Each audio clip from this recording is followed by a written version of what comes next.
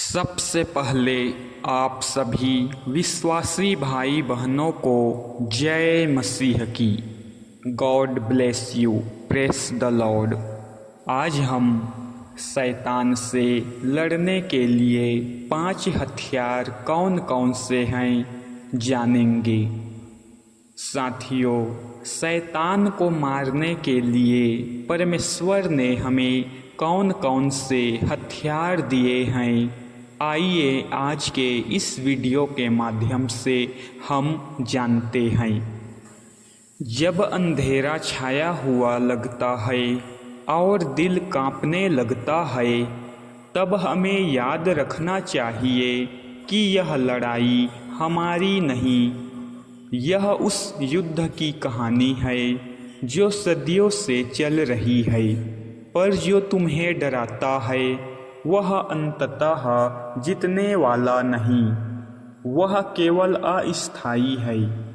आज मैं तुम्हें बताऊंगा कैसे तुम अपने जीवन में शैतान के विरुद्ध खड़े हो सकते हो, कैसे तुम उन हथियारों को उठाकर उसकी चालों को नष्ट कर सकते हो। ये हथियार भौतिक नहीं, आध्यात्मिक है, और जिनके पास वे हैं वे अजेय हैं। साथियों, सबसे पहला और सबसे बड़ा हथियार है परमेश्वर का वचन। वह केवल कागज का पन्ना नहीं, वह तलवार है, वह प्रकाश है, वह सत्य का गरिमा है। जब तुम किसी प्रलोभन या डर के सामने खड़े होते हो, तब शब्द का प्रयोग करो। हर एक वचन को अपने होठों पर दोहराओ, अपने मन में बसा लो। वचन में शक्ति है, वह हमारे लिए कट छांट करता है, वह झूठ को उकेरता है और सच्चाई की छाप छोड़ता है। जब यीशु को मर्यादा पर आजमाया गया था, उसने हर बार वचन से पलटा दिया। वचन ने उसे बचाया, वचन ने बाजी पलटी। इसलिए तुम्हारे शब्दों में वही शक्ति आ सकती है। जब तुम वचन उठाते हो, न सिर्फ पढ़ते हो बल्कि विश्वास से बोलते हो, तो अंधेरा भागने लगता है। यह हथियार उस तरह से काम करता है जैसे तलवार, पर यह तलवार तुम्हारे भीतर से निकलती है और हर झूठ को काट देती है। साथियों, इसी तरह से हमारा दूसरा हथियार है, वह है जिसका उपयोग तुम रोज कर सकते हो, प्रार्थना। पर यहाँ प्रार्थना सिर्फ खामोशी नहीं है, यह एक संवाद है, एक क्रियाशील आरोप है। जब तुम प्रार्थना में आते हो, तुम न केवल अपने दुख बांटते हो, बल्कि आप सीधे उस स्रोत से जुड़ते हो जो शक्ति का मालिक है।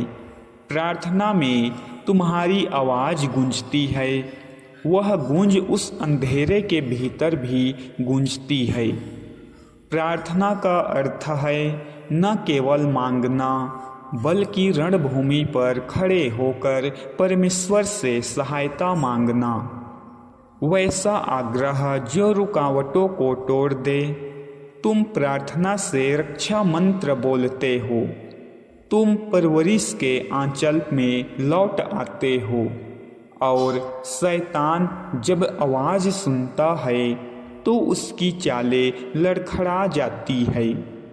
इसलिए प्रार्थना को हल्के में मत लो, उसे हथियार बनाओ, आवाज़ डालो, दृढ़ता दिखाओ, रातों को उठकर लड़ो और देखो कैसे अंधेरा पीछे हटता है।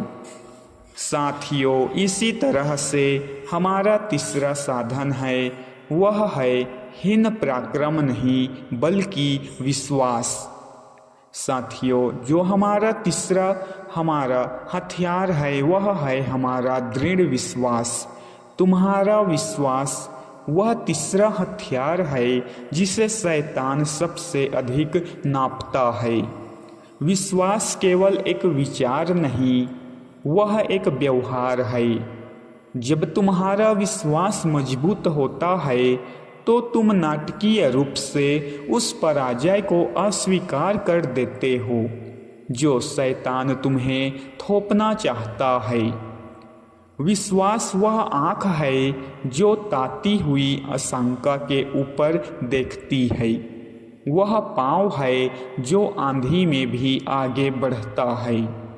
जब तुम विश्वास से बोलते हो परमेश्वर मेरे साथ है, तो वह वाक्य केवल बोल नहीं रहता, वह तुम्हारे चारों ओर सुरक्षा का घेरे बन जाता है।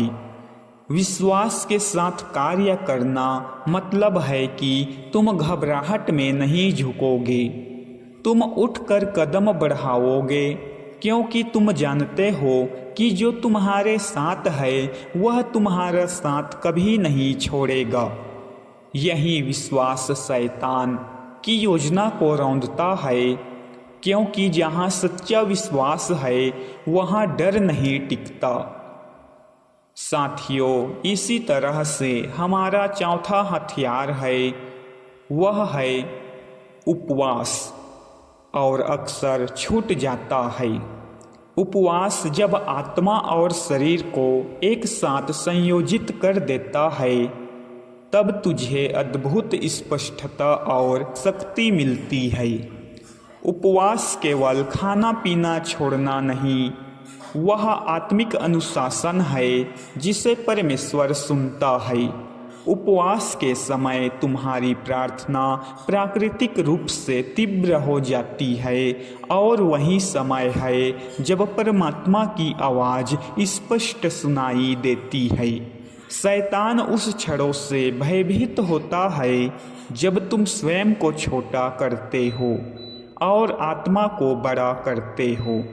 उपवास में तुम्हारी आत्मा को वह शक्ति मिलती है जिससे नितांत कमजोर प्रतीत होने वाली बाधाएं भी टूट जाती है। इतिहास में कई बार परमेश्वर ने आधुनिक चमत्कार उपवास के माध्यम से किए हैं, और आज भी जब तुम अपने भोजन से परहेज करके परमेश्वर के आगे आत्मसमर्पण करते हो तब शैतान की योजनाएं ठोकर खाती है। और आखिर में हमारा पांचवा हथियार है, वह है प्रशंसा, हार्दिक प्रशंसा और स्तुति। साथियों, यह अति सूक्ष्म है और प्रबल है।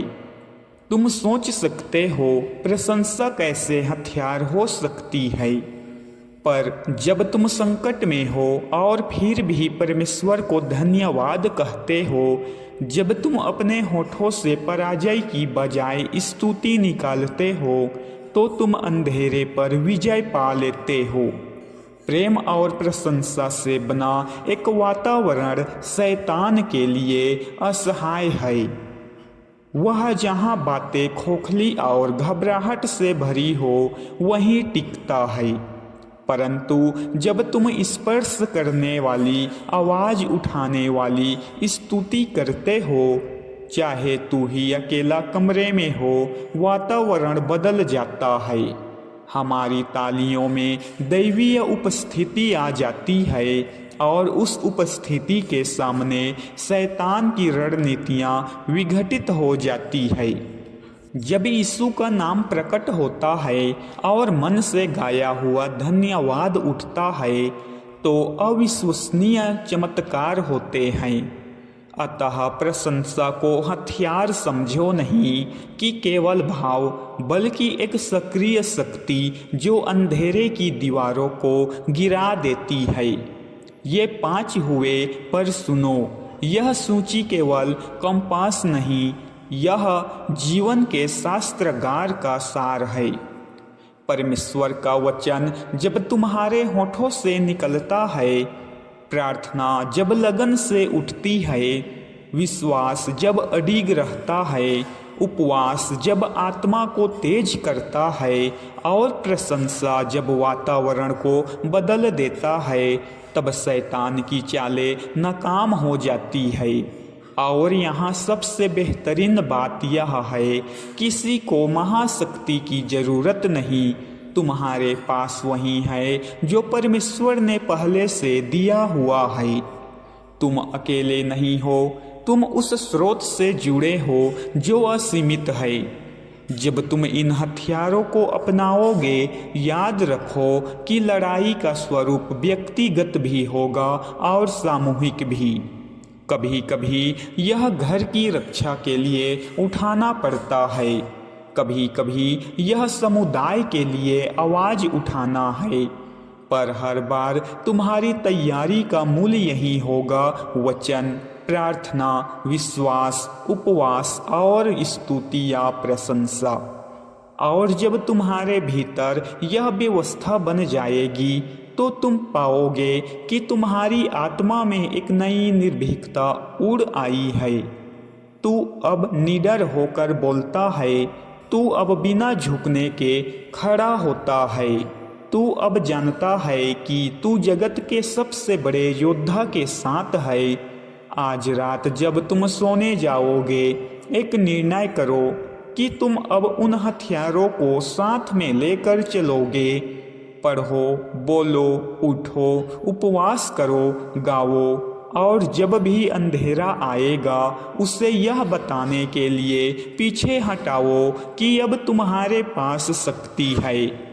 शैतान की चिल्लाहट तुम्हें डराने के लिए होती है, पर जब तुम उन हथियारों का उपयोग करते हो, तो उसकी आवाज़ धुंधली हो जाती है और अंततः बंद हो जाती है। याद रखना, जीत जल्दबाजी से नहीं आती, वह दृढ़ता और आजमाइशों से आती है। पर हर उस आत्मा के लिए जो इन हथियारों को अपनाती है, जीत निश्चित है। तुम अकेले नहीं हो, परमेश्वर तुम्हारे साथ है और उसी की शक्ति तुम्हें उठाएगी। उठो, तैयार हो जाओ और शैतान से लड़ो, न कि अपनी ताकत में, बल्कि उस सत्य के साथ जो कभी विफल नहीं होता। साथियों, इस प्रकार से आप सभी लोग इन 5 हथियारों का हमेशा उपयोग करें और जो शैतान आपके घर, परिवार और सदस्यों के बीच उपस्थित है, उसे जड़ से निकाल फेंको। आमीन।